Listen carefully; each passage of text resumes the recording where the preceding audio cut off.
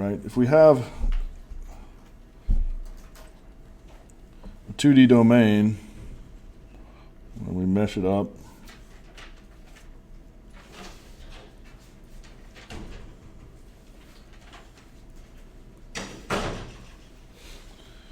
remember in our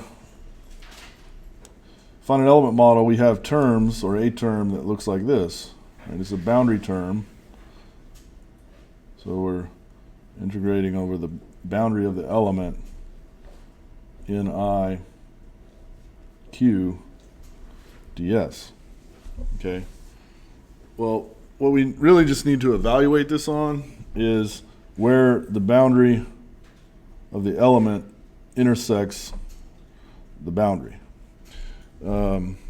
So, like for example, if we were to take two of these interior elements and pull them out, and write, a free body diagram of what the forces look like that. So if you had some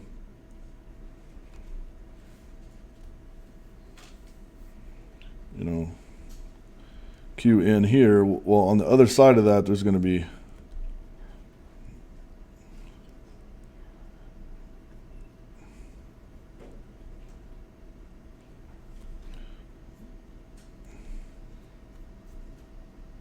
so if we call this, say, element 1 and element 2, then this is like Q in 1 and Q in 2.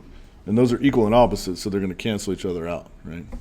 So we really only need to evaluate this function where the element boundaries intersect the actual boundary, right? We don't have to worry about any of the interior boundaries of the elements because they all cancel. Okay, so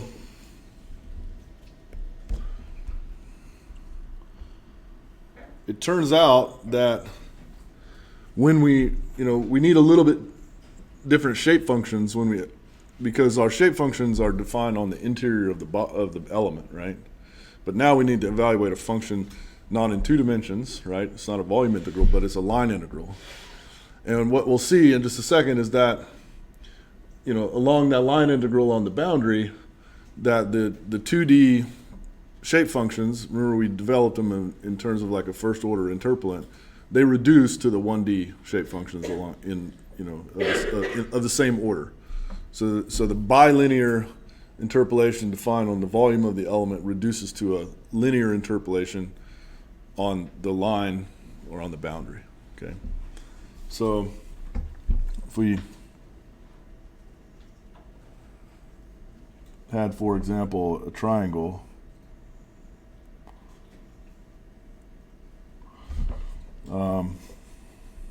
and what we're going to do is place a coordinate system on the triangle. So here we have x and y, and we'll say that this point is C, this length is A, and this height is B, and we'll call this coordinate S, and we'll call this T. Then x and y are related to S and T by x is equal to these equations, A1, B1, S plus C1, T, Y.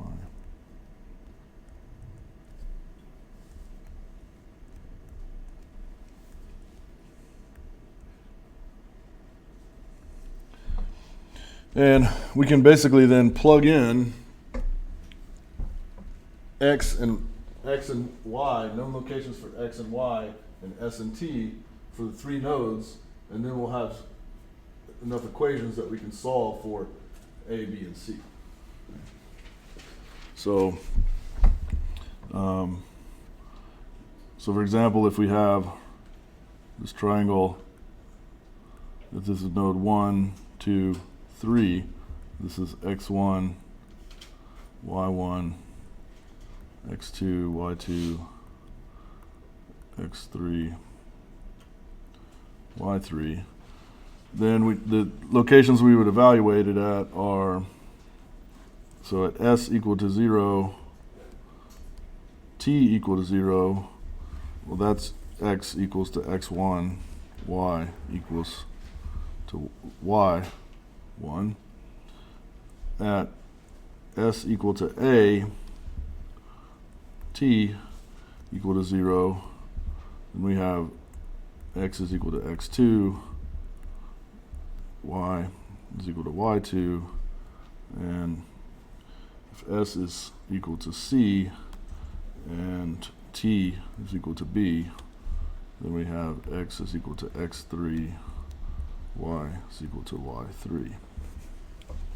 And so then we'd have three equations and three unknowns, a1, b1, c1, and we can solve for them.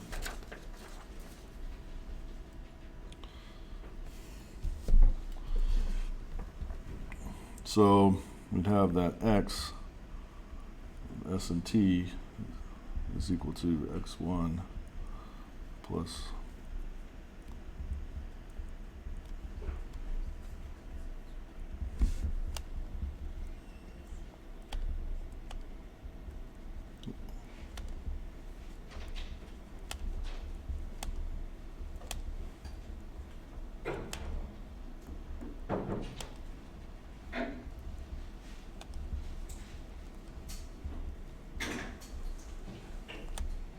and y of s and t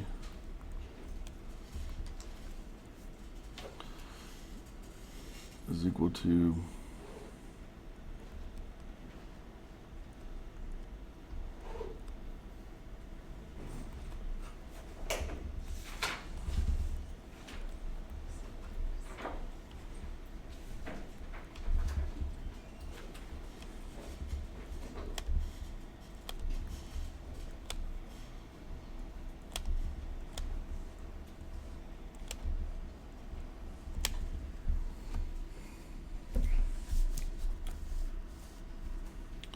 So finally, if we had again the triangle 1, 2, 3, and we needed to evaluate on the side 1 to 2,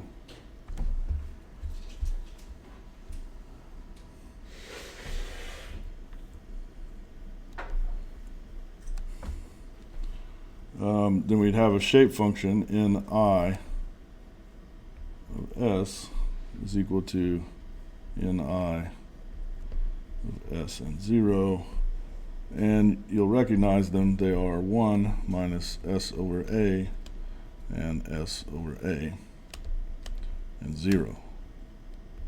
So you see that this is actually this over the side 1 to 2. These are the linear shape functions, like if we were to have derived them for just this one side.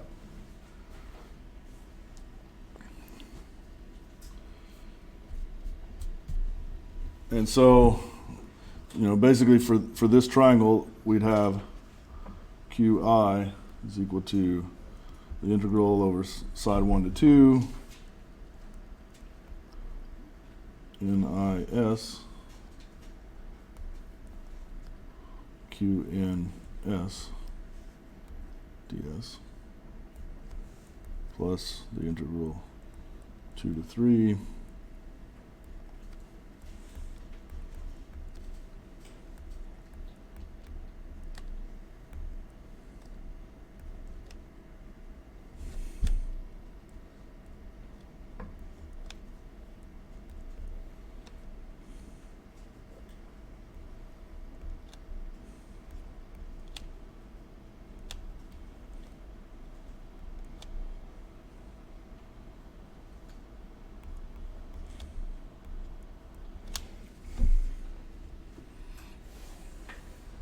if it's not clear where this came from, it's basically, I have my shape functions, my constant strain triangle shape functions, there's 3 of them, and they're functions of x and y. So if I plug those equations in and simplify everything, then it reduces to this. On the side 1 to 2. Right? So this is what you would have, but of course you would never have to, there's no scenario with that I can think of where a triangle, unless it's a single element, where you'd have to evaluate all three of them. I mean, the worst case you would have would be that you'd have a triangle that's on the corner, and then maybe you have to evaluate it here and here, right? But on the interior, it's going to be 0. So that's how you deal with that.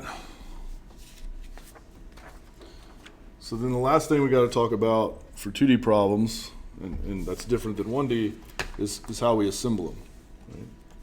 So for this,